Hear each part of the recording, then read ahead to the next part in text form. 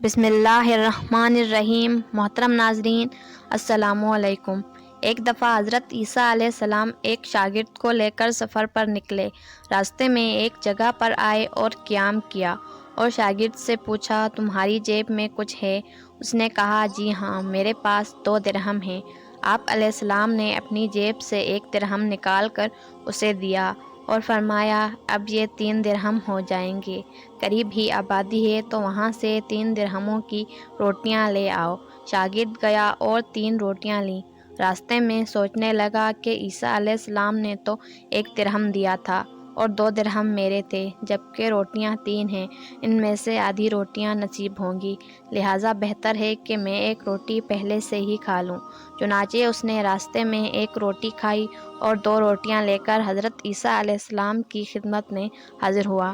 آپ علیہ السلام نے روٹی کھائی اور شاگرد سے پوچھا، 3 درہموں کی کتنی روٹیاں ملی تھیں؟ شاگرد نے جواب دیا، 2 روٹیاں ملی تھیں، 1 آپ نے کھائی اور 1 میں نے کھائی۔ حضرت عیسیٰ علیہ السلام وہاں سے روانہ ہوئے اور راستے میں ایک دریا آیا۔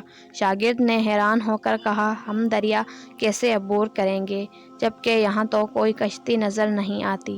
حضرت عیسیٰ علیہ السلام نے فرمایا، گھبراؤ مت، میں آگے چلوں گا، تم میری ابا کا دامن تھام کر میرے پیچھے چلتے آؤ، اور خدا نے چاہا تو ہم دریا پار کر لیں گے۔ چنانچہ جناب عیسیٰ علیہ السلام نے دریا میں قدم رکھا اور شاگرد نے بھی ان کا دامن تھام دیا۔ محض خدا نے آپ علیہ السلام نے دریا کو عبور کیا اور ان کے پاؤں تک بھی گیلے نہ ہوئے۔ شاگرد نے یہ دیکھ کر کہا، میری ہزاروں جانیں آپ پر قربان۔ آپ جیسا صاحب اعجاز نبی آپ سے پہلے کوئی مبعوث ہی نہیں ہوا۔ آپ نے فرمایا، یہ معجزہ دیکھ کر تمہارے ایمان میں کچھ اضافہ ہوا؟ شاگرد نے کہا، جی ہاں، میرا دل نور سے بھر گیا ہے۔ پھر آپ علیہ السلام نے فرمایا، اگر تمہارا دل نورانی ہو گیا ہے تو بتاؤ روٹیاں کتنی تھیں؟ شاگرد نے کہا، حضرت روٹیاں بس 2 ہی تھیں۔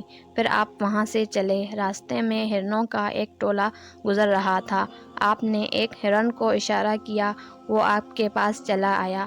آپ علیہ السلام نے ذبح کر کے اس کا گوشت کھایا اور شاگرد کو بھی کھلایا۔ جب دونوں گوشت سے سیر ہو گئے تو حضرت عیسیٰ علیہ السلام نے اس کی کھال پر پاؤں کی ٹھوکر ماری اور کہا، اللہ کے حکم سے زندہ ہو جا۔ ہرن زندہ ہو گیا اور دوڑتا ہوا اپنے گرو سے جا ملا۔ شاگرد یہ معجزہ دیکھ کر حیران ہو گیا اور کہنے لگا، اللہ کا شکر ہے جس نے آپ جیسا نبی اور معلم عنایت کیا۔ حضرت عیسیٰ علیہ السلام نے فرمایا، یہ معجزہ دیکھ کر تمہارے ایمان میں کچھ اضافہ ہوا ہے؟ شاگرد نے عرض کیا، سبحان اللہ، میرا ایمان پہلے سے 2 گنا ہو چکا ہے۔ آپ علیہ السلام نے فرمایا، پھر یہ بتاؤ کہ روٹیاں کتنی تھیں؟ شاگرد نے کہا، حضرت روٹیاں بس 2 ہی تھیں۔ دونوں راستہ چلتے گئے اور ایک پہاڑ کے قریب سونے کی 3 اینٹیں پڑی ہوئی ملیں۔